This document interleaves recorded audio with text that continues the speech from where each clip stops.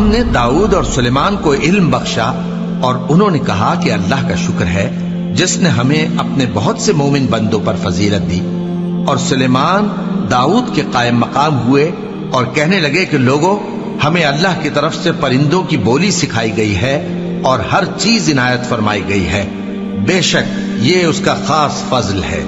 اور سلیمان کے لیے جنوں اور انسانوں اور پرندوں کے لشکر جمع کیے گئے اور پھر ان کی جماعتیں بنائی گئیں، یہاں تک کہ جب چیونٹیوں کے میدان میں پہنچے تو ایک چیونٹی نے کہا کہ چیونٹیوں، اپنے اپنے بلوں میں داخل ہو جاؤ، ایسا نہ ہو کہ سلیمان اور اس کے لشکر تم کو کچل ڈالے اور ان کو خبر بھی نہ ہو۔ تو وہ اس کی بات سے ہنس پڑے اور کہنے لگے کہ اے پروردگار، مجھے توفیق عنایت کر کہ جو احسان تو نے مجھ پر اور میرے ماں باپ پر کیے ہیں ان کا شکر کروں اور ایسے نیک کام کروں کہ تو ان سے خوش ہو جائے اور مجھے اپنی رحمت سے اپنے نیک بندوں میں داخل فرما۔ اور جب انہوں نے پرندوں کا جائزہ لیا تو کہنے لگے، کیا سبب ہے مجھے ہدہد نظر نہیں آتا؟ کیا کہیں غائب ہو گیا ہے؟ میں اسے سخت سزا دوں گا یا ذبح کر ڈالوں گا یا میرے سامنے اپنی بے قصوری کی واضح دلیل پیش کرے۔ ابھی تھوڑی ہی دیر ہوئی تھی کہ ہدہد آ موجود ہوا اور کہنے لگا کہ مجھے ایک ایسی چیز معلوم ہوئی ہے جس کی آپ کو خبر نہیں، اور میں آپ کے پاس ملک سبا سے ایک یقینی خبر لے کر آیا ہوں۔ میں نے ایک عورت دیکھی کہ ان لوگوں پر حکومت کرتی ہے اور ہر چیز اسے میسر ہے اور اس کا ایک شاندار تخت ہے۔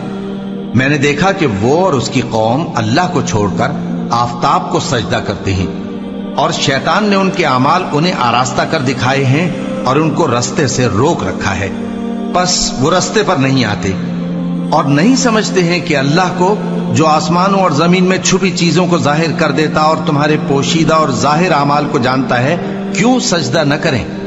اللہ کے سوا کوئی عبادت کے لائق نہیں، وہی عرش عظیم کا مالک ہے۔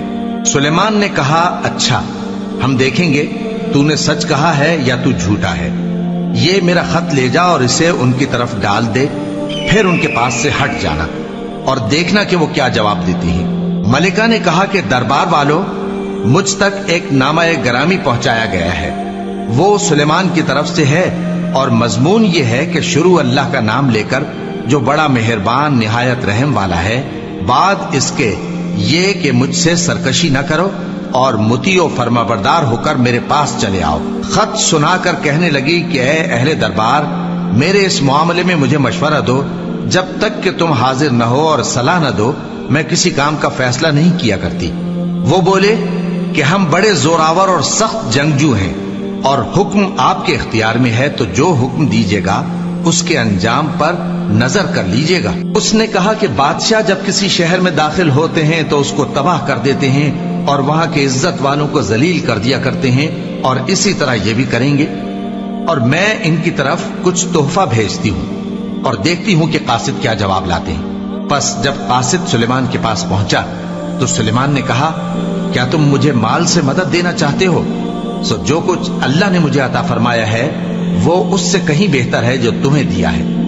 حقیقت یہ ہے کہ اپنے تحفے سے تم ہی خوش ہوتے ہوگے۔ ان کے پاس واپس جاؤ، اب ہم ان پر ایسے لشکر لے کر حملہ کریں گے جن کے مقابلے کی ان میں طاقت نہ ہوگی، اور ان کو وہاں سے بے عزت کر کے نکال دیں گے اور وہ ذلیل ہوں گے۔ سلیمان نے کہا کہ اے دربار والو، کوئی تم میں ایسا ہے کہ قبل اس کے کہ وہ لوگ فرما بردار ہو کر ہمارے پاس آئیں، ملکہ کا تخت میرے پاس لے آئے؟ جنات میں سے ایک قوی ہیکل جن نے کہا کہ قبل اس کے کہ آپ اپنی جگہ سے اٹھیں میں اس کو آپ کے پاس لا حاضر کرتا ہوں، اور مجھے اس پر قدرت بھی حاصل ہے اور امانت دار بھی ہوں۔ ایک شخص جس کو کتاب الہی کا علم تھا کہنے لگا کہ میں آپ کی آنکھ کے جھپکنے سے پہلے پہلے اسے آپ کے پاس حاضر کیے دیتا ہوں۔